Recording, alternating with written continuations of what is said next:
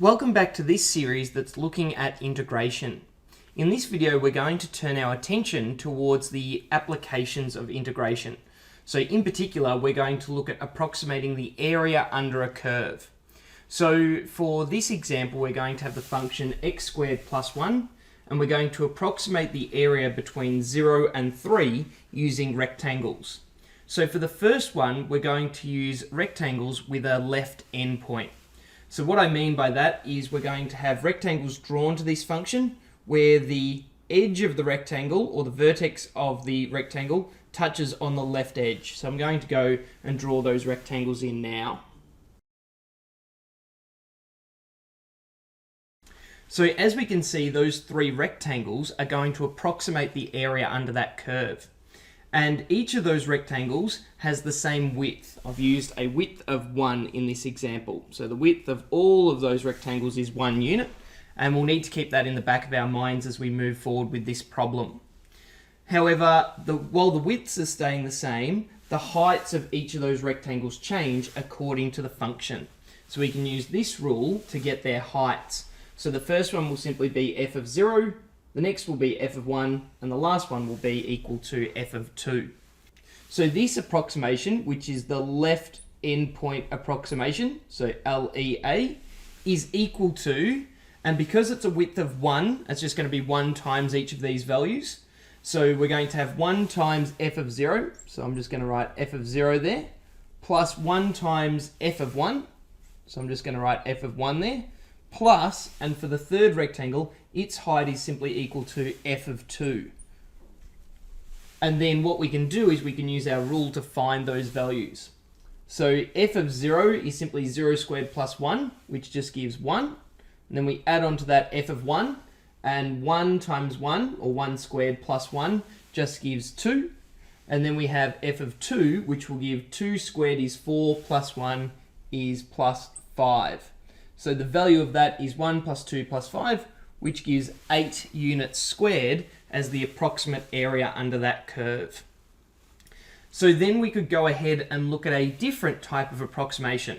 And this time we could use a right endpoint approximation. So now when I draw the rectangles, they're going to attach on the right-hand side of each rectangle. So I'll go ahead and I'll draw those in now. So once again, we have 3 rectangles here that we're dealing with, and each of those widths are 1. So all we need to do is find the heights of each of those rectangles, multiply it by the width of 1, and we'll get the approximate area. So this time we're going to do a right endpoint approximation, or REA, and this will be equal to, and instead of having f of 0, f of 1, and f of 2, we're now going to have f of 1 because that's the height here. So we're going to have f of 1 plus, and the height of the next rectangle is f of 2, where it attaches to that parabola or the curve. So we're going to add on f of 2 here, and then we're going to add on to that the height times 1. Obviously, each of these has a width of 1. So the height of the third rectangle is f of 3. So f of 3 times 1 is just f of 3. So now we can use our rule to again find the values of each of those. So substituting 1 into this rule gives 1 squared plus 1 is 2, plus 2 squared plus 1 gives 5, and then the f of 3 value will be 3 squared is 9 plus 1 gives 10, and adding those up we have 2 plus 5 plus 10 is 17 units squared. So that's the approximate area for this graph. And now before we move on, and there are a couple more things I'd like to show you before we wrap up here, I'd just like to talk about what these estimates are, or in terms of the actual area, how they might compare. So for the first one, we can see that each of the rectangles is under the curve, and all of it is under the curve. So there's these little gaps that appear between the rectangle and its approximation and the actual area. So what that means is that for this case, and not all cases, but for this case, this results in an underestimation.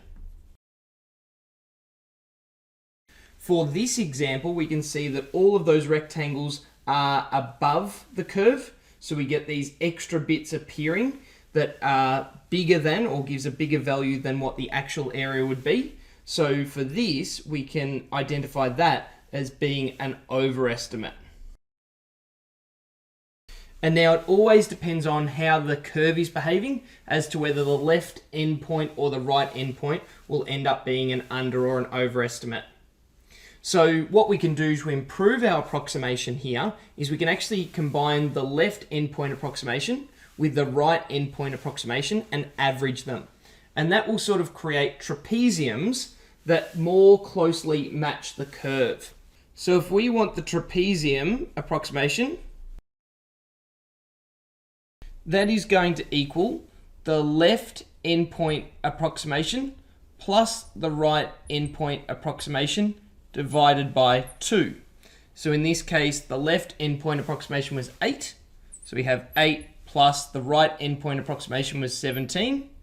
And dividing that by 2 will give a value of 25 over 2, which is equal to 12.5 if you wanted to compare it in a decimal form, which might be a little bit more intuitive to start with for areas.